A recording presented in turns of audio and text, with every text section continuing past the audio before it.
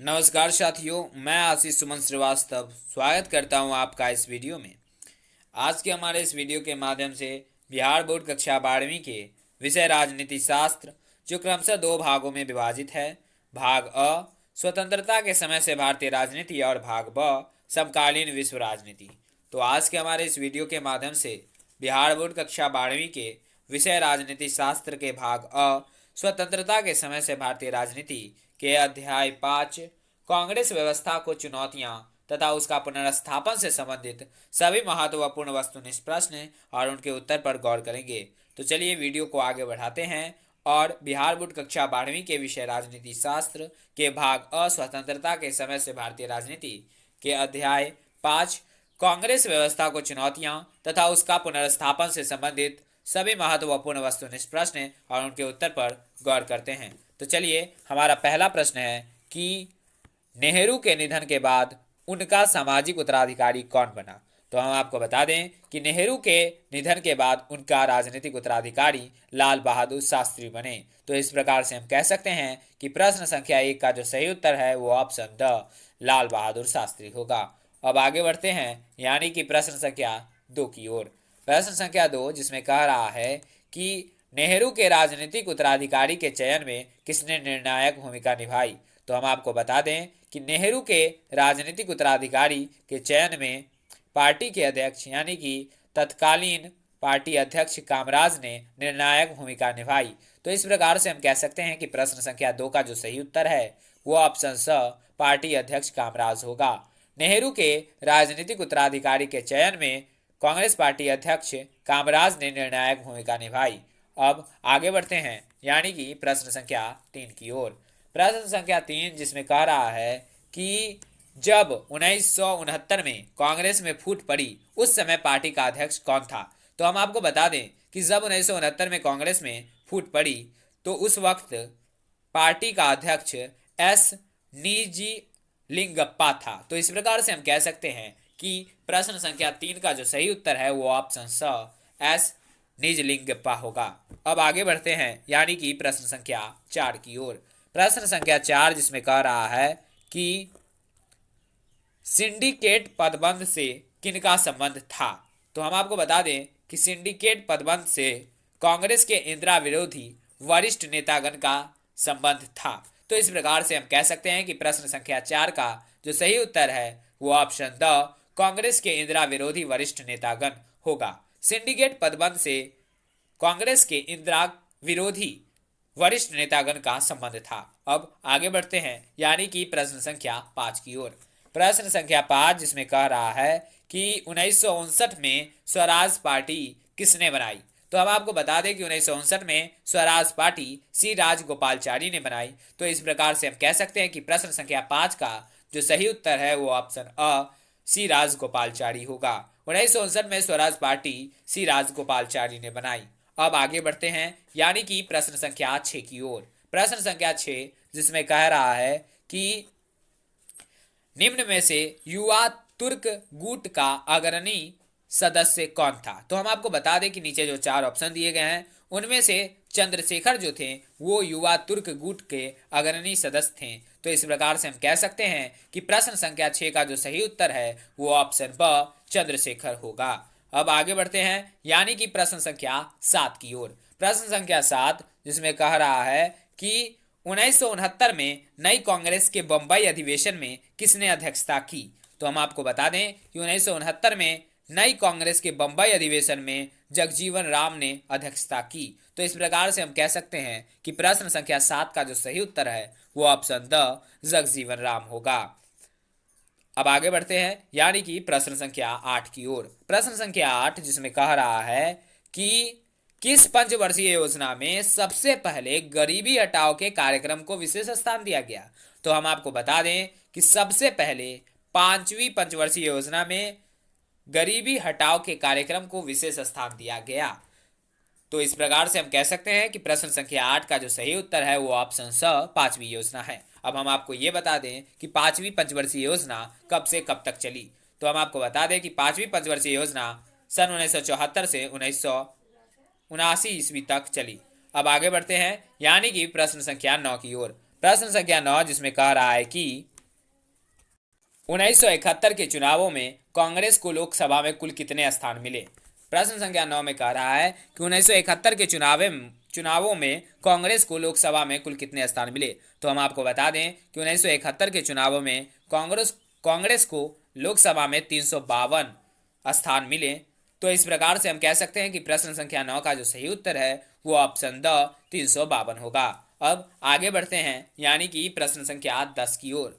प्रश्न संख्या 10 जिसमें कह रहा है कि गरीबी हटाओ के नारे ने किस चुनाव में अपना चमत्कारी प्रभाव दिखाया। तो हम आपको बता दें कि गरीबी हटाओ के नारे ने 1971 के मध्यावधि चुनाव में अपना चमत्कारी प्रभाव दिखाया।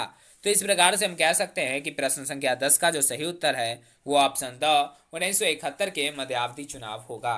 अब आगे बढ़ते हैं यानी कि प्रश्न संख्या 11 की ओर। प्रश्न संख्या 11 जिसमें कह रहा है कि गरीबी हटाओ का नारा किसने दिया। तो हम आपको बता दें कि गरीबी हटाओ का नारा इंदिरा गांधी ने दिया। तो इस प्रकार से हम कह सकते हैं कि प्रश्न संख्या 11 का जो सही उत्तर होगा वो ऑप्शन स इंदिरा गांधी होगा। अब आगे बढ़ते हैं यानी कि प्रश्न संख्या 12 की ओर। प्रश्न संख्या 12 जिसमें कह रहा है कि अखिल भारतीय कांग्रेस का विभाजन किस वर्ष में हुआ। तो हम आपको बता दें कि अखिल भारतीय कांग्रेस का विभाजन सन 1969 ईस्वी में हुआ। तो इस प्रकार से हम कह सकते हैं कि प्रश्न संख्या 12 का जो सही उत्तर है वो ऑप्शन स 1969 ईस्वी होगा। अब आगे बढ़ते हैं यानी कि प्रश्न संख्या 13 की ओर। प्रश्न संख्या 13 जिसमें कह रहा है कि विश्वास प्रस्ताव के आधार पर, प्रश्न संख्या 13 में कह रहा है कि विश्वास प्रस्ताव के आधार पर सर्वप्रथम यानी सबसे पहले किस प्रधानमंत्री को त्याग देना पड़ा। तो हम आपको बता दें कि विश्वास प्रस्ताव के आधार पर सर्वप्रथम यानी सबसे पहले मोरारजी देसाई नाम के प्रधानमंत्री को त्याग देना पड़ा। तो इस प्रकार से हम कह सकते हैं कि प्रश्न संख्या 13 का जो सही उत्तर है वो ऑप्शन अ मोरारजी देसाई होगा। अब आगे बढ़ते हैं यानी कि प्रश्न संख्या 14 की ओर। प्रश्न संख्या 14 जिसमें कह रहा है कि 1980 के निर्वाचन के समय भारत के प्रधानमंत्री थे, यानी कि 1980 में जब निर्वाचन हुआ तो उस समय भारत के प्रधानमंत्री कौन थे। तो हम आपको बता दें कि 1980 के निर्वाचन के समय भारत के प्रधानमंत्री इंदिरा गांधी थी। तो इस प्रकार से हम कह सकते हैं कि प्रश्न संख्या 14 का जो सही उत्तर है वो ऑप्शन अ इंदिरा गांधी होगा।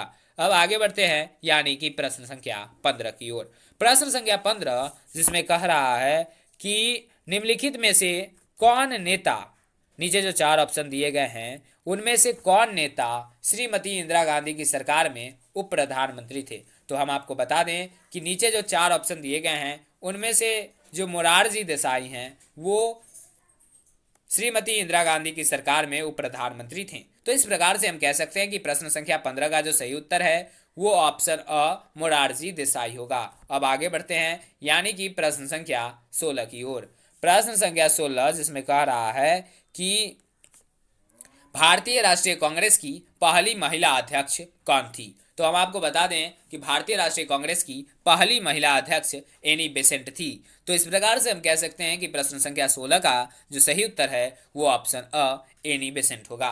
एनी बेसेंट भारतीय राष्ट्रीय कांग्रेस की पहली महिला अध्यक्ष थी। अब आगे बढ़ते हैं यानी कि प्रश्न संख्या 17 की ओर। प्रश्न संख्या 17 जिसमें कह रहा है कि गैर कांग्रेसवाद का नारा किसने दिया। नीचे 4 ऑप्शन दिए गए हैं उनमें से गैर कांग्रेसवाद का नारा किसने दिया। तो हम आपको बता दें कि गैर कांग्रेसवाद का नारा नीचे जो 4 ऑप्शन दिए गए हैं उनमें से राम मनोहर लोहिया ने दिया। तो इस प्रकार से हम कह सकते हैं कि प्रश्न संख्या 17 का जो सही उत्तर है वो ऑप्शन अ राम मनोहर लोहिया होगा। राम मनोहर लोहिया ने गैर कांग्रेसवाद का नारा दिया। अब आगे बढ़ते हैं यानी कि प्रश्न संख्या 18 की ओर। प्रश्न संख्या 18 जिसमें कह रहा है कि 1971 के आम चुनाव में इंदिरा गांधी ने कौन सा नारा दिया। तो हम सभी जानते हैं और आपको पता होगा कि 1971 के आम चुनाव में इंदिरा गांधी ने गरीबी हटाओ का नारा दिया। तो इस प्रकार से हम कह सकते हैं कि इस वीडियो के प्रश्न संख्या 18 का जो सही उत्तर है वो ऑप्शन ब गरीबी हटाओ होगा। अब आगे बढ़ते हैं यानी कि प्रश्न संख्या 19 की ओर। प्रश्न संख्या 19 जिसमें कह रहा है कि कांग्रेस फॉर डेमोक्रेसी के संस्थापक नेता कौन थे। नीचे 4 ऑप्शन दिए गए हैं उनमें से कांग्रेस फॉर डेमोक्रेसी के संस्थापक नेता कौन थे? तो हम आपको बता दें कि 4 ऑप्शन में से जो ऑप्शन स है जगजीवन राम, वो कांग्रेस फॉर डेमोक्रेसी के संस्थापक नेता थे। तो इस प्रकार से हम कह सकते हैं कि प्रश्न संख्या 19 का जो सही उत्तर है वो ऑप्शन स जगजीवन राम होगा। अब बढ़ते हैं अगले यानी कि 20वें प्रश्न की ओर, जो इस वीडियो और इस अध्याय का अंतिम महत्वपूर्ण वस्तुनिष्ठ प्रश्न है, जिसमें कह रहा है कि भारत में किस अनुच्छेद के तहत राष्ट्रीय आपातकाल लगाया जाता है? तो हम आपको बता दें कि भारत में अनुच्छेद 356 के तहत राष्ट्रीय आपातकाल लगाया जाता है। तो इस प्रकार से हम कह सकते हैं कि प्रश्न संख्या 20 का जो सही उत्तर है वो ऑप्शन ब अनुच्छेद 356 होगा।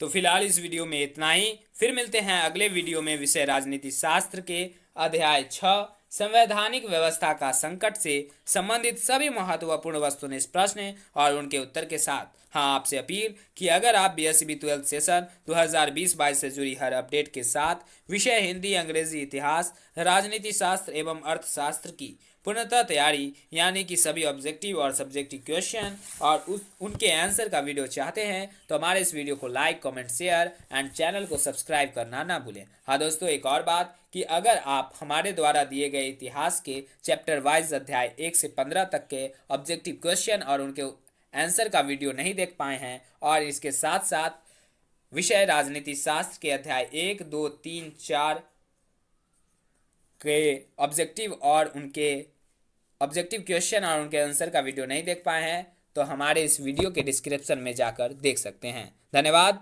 फिर मिलते हैं अगले वीडियो में बिहार बोर्ड कक्षा 12वीं के विषय राजनीति शास्त्र के अध्याय 6 संवैधानिक व्यवस्था का संकट से संबंधित सभी महत्वपूर्ण वस्तुनिष्ठ प्रश्न और उनके उत्तर के साथ।